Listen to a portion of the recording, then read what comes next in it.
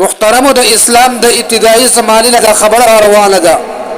چې د واده مخکې به مور او پلار خپل لور د یو عالم خواله راوسته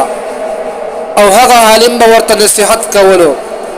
دې دپاره چې زندګي ښایسته تېره شي. یعنې کله چې زنانه د یو کور نه بل کور ته لاړه شي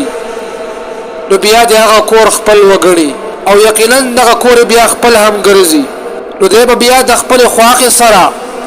د خپلې انګیندو سره او د خپل لیور سره او بیا خاص کر د خاوند سره به بهترین سلوک کوي، بهترین زندگی به ورسره تیروي، د هغوی سره به ښه اخلاق چلی. امام حمیدي رحمه الله فرمایي چې کله به مدینه منوره کې جنۍ واده کېده نو هغوی به هغه جنۍ د عایشې رضی الله عنها خواته راوستله، نو هغې به ورته نصیحت کولو او دعا به یې ورته کوله او د خاندان حق به یې ورته بیانولو. جعده بنت بصیره به چې کله خپله لور واده کوله نو هغې به په تنهایۍ کې کېنوله چې ای لور ته اوس په نوي کور کې قدم ږدي، د هغې ځای د خلکو سره به ناشنایي، نو هلته به هر قدم په احتیاط سره ږدي، دغه شان د بد اخلاقۍ نه به ځان ساتي،